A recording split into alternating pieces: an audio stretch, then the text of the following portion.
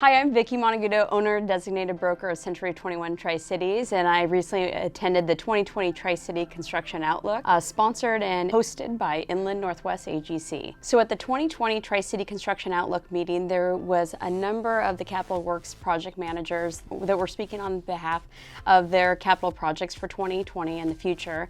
The first was Tridec, and they reported over the last 16 years that we've seen a 30% increase in population growth, and with that, Tri-Cities was able to augment the AutoZone to set up their distribution facility here in Pasco.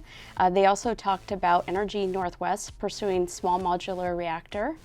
They also had commented that over 3 of the 4 major prime contractors in Hanford are now switching over and getting situated. They had also touched on the Columbia River Shore project, about 27 miles of the Columbia River Shore, to get turned over from the Corps of Engineers to the different cities, that being Kennewick, Pasco, and Richland.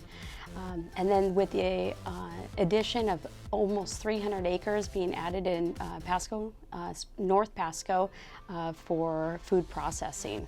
Many of the cities had a lot of reports regarding their city water, their city sewer, and their pavement infrastructure. And some of the projects that the city of Pasco, Steve Worley, the Public Works Director, had reported on is widening the road at Road 68 south of the freeway to allow for larger movement of vehicles.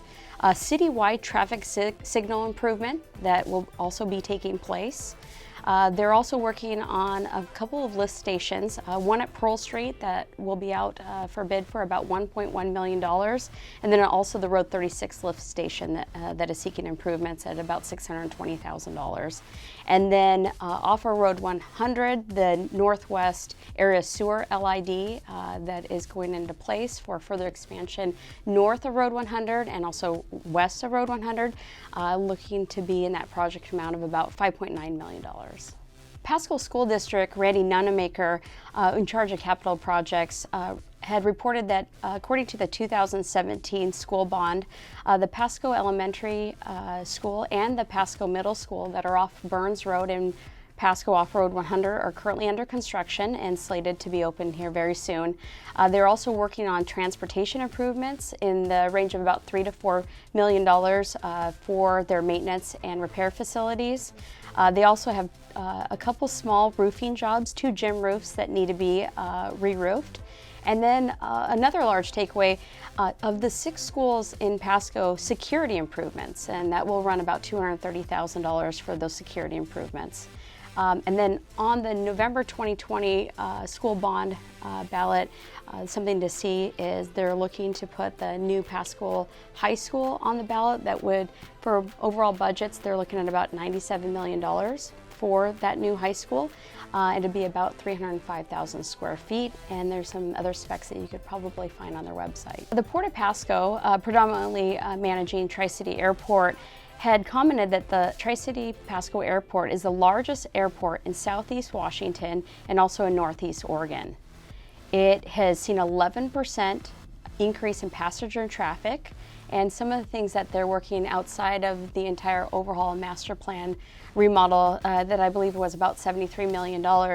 Long-term, what they're slating is to increasing the runway length to the north. They may change the diagonal spectrum of it, but it's also to allow for larger airplanes to land at the Tri-City Airport.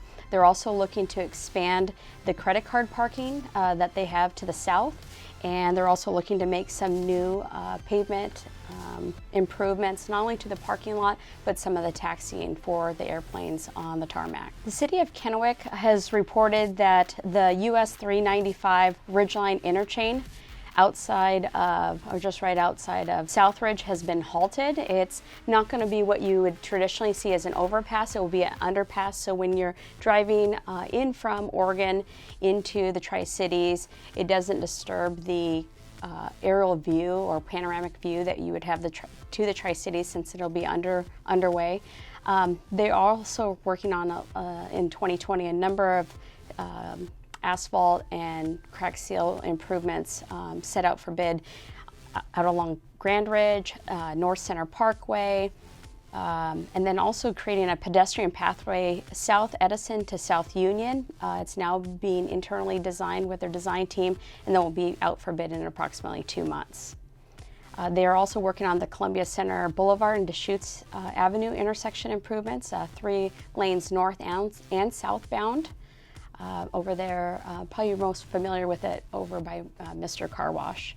The Kennewick School District reported, based upon the 2019 bond that they had, Kamiakin High School is going through a number of renovations and additions to their high school, and so is the Southridge High School auditorium. They're adding 12 classrooms and also addressing their HVAC system that is pretty dated at this point, and then also improving their athletic facilities for the students. Highlands Middle School track is also going to be addressed. Their budget for that is about $1 million and set out for bid March 16th of this year. And on the 2023, they're looking forward to building an 18th elementary school.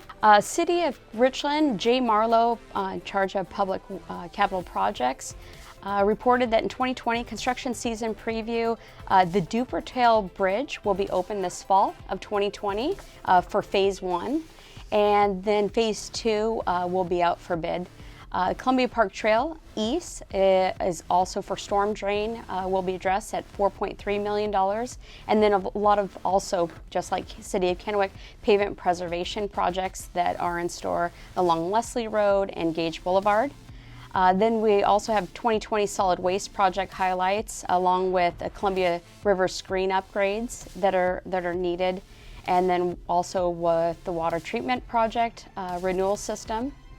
And also you'll see some improvements made to the Howard Amon Park and also John Day Plaza. Karen of the capital projects of the Richland School District reported that in 2017 their bond passed, and so they're working on the new Taptil Elementary that is slated to open August of 2020, along with the TLAC, the new Teaching and Learning Administrative Center off of Keene. Other projects that they're working on is the new Badger Mountain Elementary School, along with a $20 million bid for that project, spring of 2020. The Richland High Auditorium is working on improvements at about $8 million, along with Hanford High School Athletic Field at about $6 million worth of improvements. Michael Adams, the project engineer at Washington Department of Transportation, had reported that they had a number of different projects that they had slated in 2019. There's about $170 million of projects that they had slated for construction, those being that are in a hold pattern at this point. 2.5 million safety corridor. They've got a US 12 phase 7 9-mile Hill to French City. Also US 395 Ridgeline interchange that we mentioned earlier in the City of Kennewick has also been halted.